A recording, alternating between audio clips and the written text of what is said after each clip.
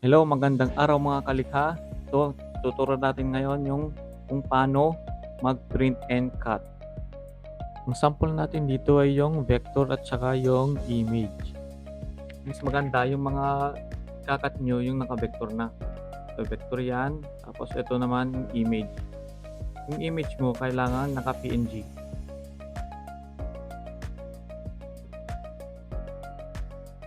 Eh mga kalikha, napapansin nyo ba itong naka-line na to?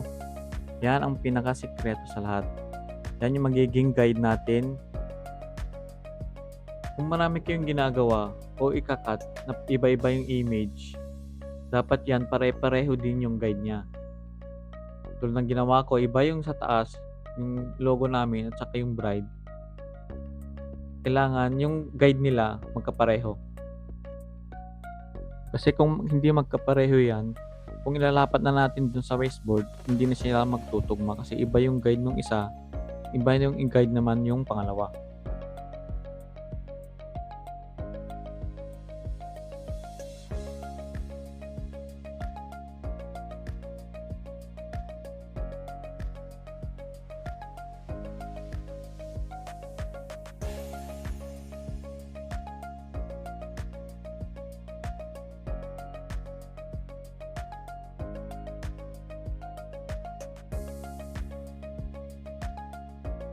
Yan, export natin as PDF.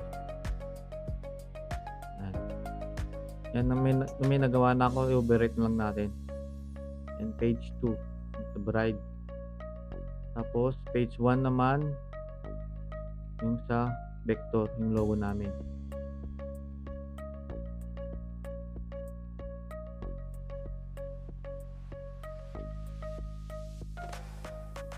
Ito na yung mga na-export na PDF. Yan, may guide dyan. Left at saka sa baba.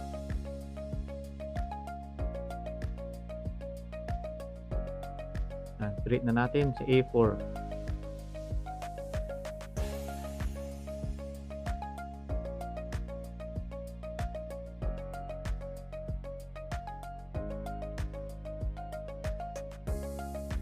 Tapos habang nagbi-print yung print natin, import na natin yung file sa Lightburn. Ito. Yan, makikita nyo, vectorized kasi yan, kaya ganyan. Iba-iba yung kulay. Pero hindi naman importante yan eh. Ang importante yung gawin natin yung guide niya. Tapos ito, yan. Kailangan dyan naka bottom left. Saka yung margin natin sa X and Y axis, kahit ano dyan, okay lang, 40, 50, or 30. Kahit anong gusto nyo. Basta yan yung magiging setup ninyo. Yan.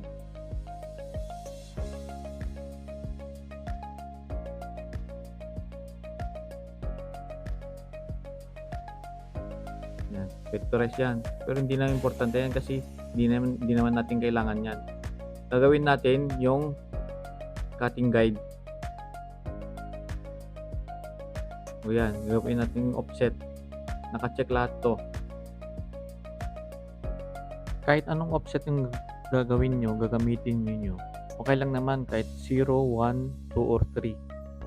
Yung ginawa ko dyan, yung sa una, 1 mm, sa gitna, 2 mm, tsaka yung sa baba, 3 mm.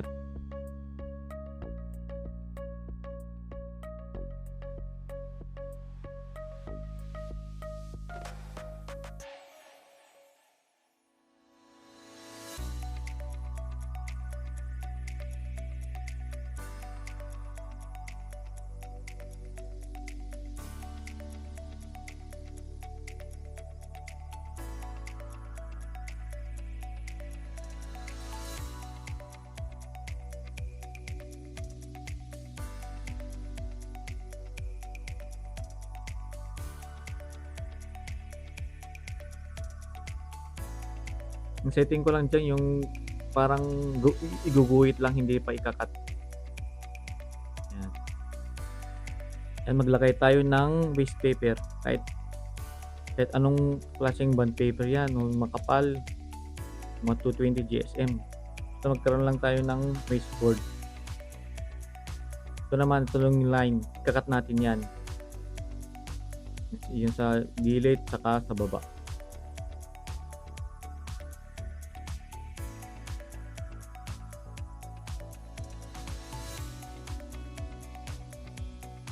Muna nating i-engrave yung guide natin sa left at bottom. Guhit lang yan. Hindi na kailangan na i-cut. Ang sunod na ginawa ko dyan ay inilapat ko na yung print natin dun sa ginawa nating guide.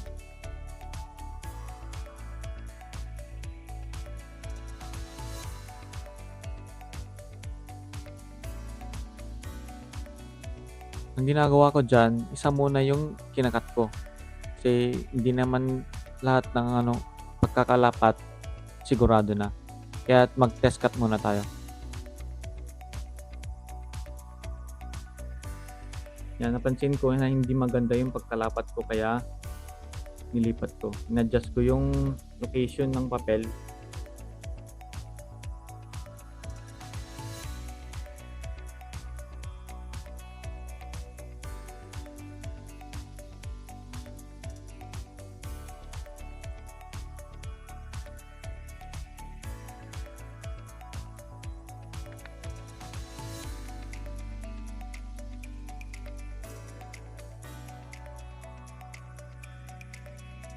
Yan.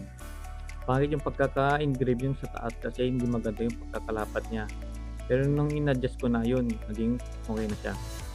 Ito naman, susunod natin yung bride. Yan. Balik natin dun sa tapos import natin yung bride. Yan, kalalabasan pag PNG. Magiging siya black. Yan, kailangan natin din i-set sa X and Y axis na 40 mm.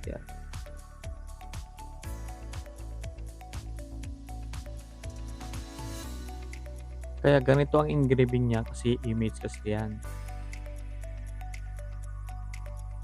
Ang gagawin natin, i-trace natin para maging vector siya.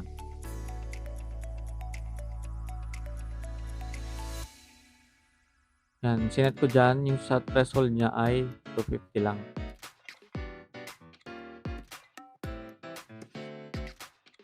Lahat yan, i-trace natin. Pero hindi pwedeng i-trace ng in group. Kaya kailangan isa-isa lang.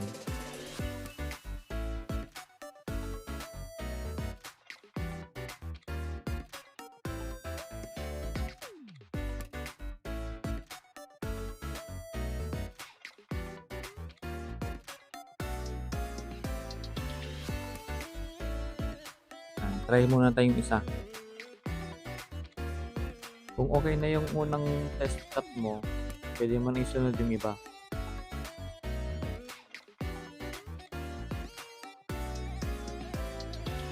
Yan, binaba ko yung speed para maging cutting na siya. Kasi yung ginawa ko dyan muna, line lang. Pero kung gusto nyo mag-cut na agad, gawin natin yung mababang speed.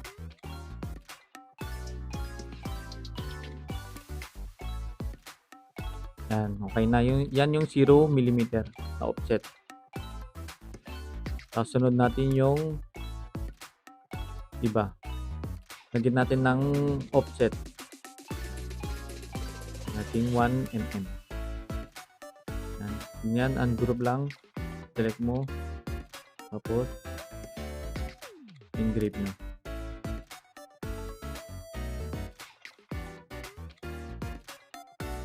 Yan yung 1 mm na offset.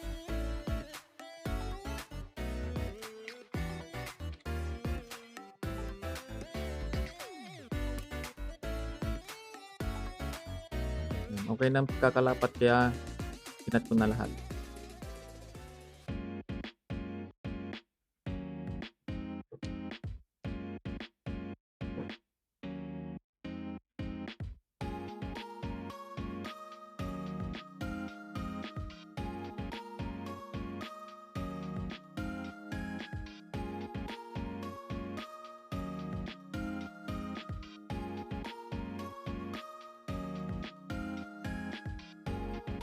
Kunwari, ito yung image niyo, JPEG.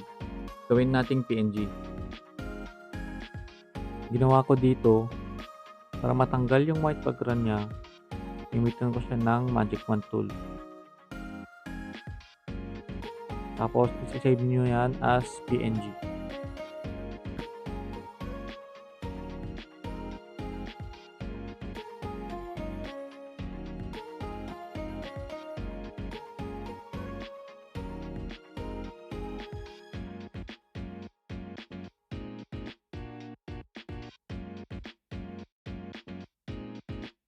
Dinuplicate ko yan kasi kailangan ko yung guide. Kailangan yun para maging same sila yung sa unang guide at saka dito.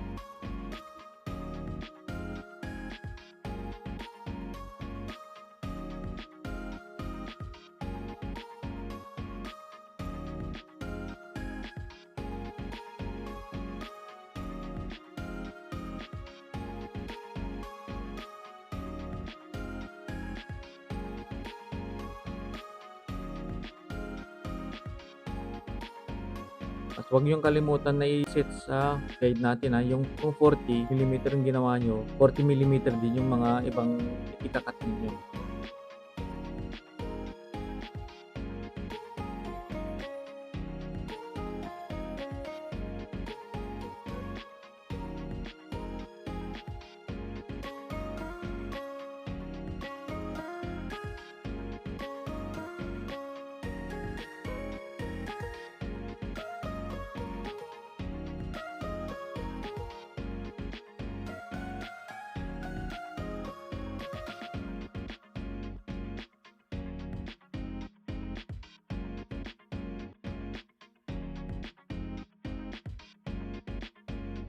Kakat natin ulit yung left at saka baba na line. Tapos ilalapat natin doon sa baseboard natin.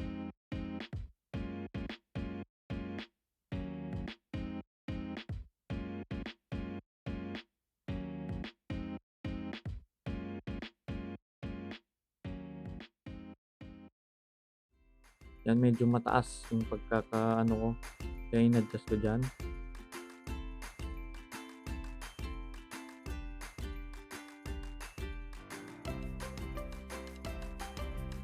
Ayun. Mas maganda yung output kaysa yung sa una. Medyo mataas yung siya. Ayun. Okay na. Dahil ikakat natin yung apat pang natira.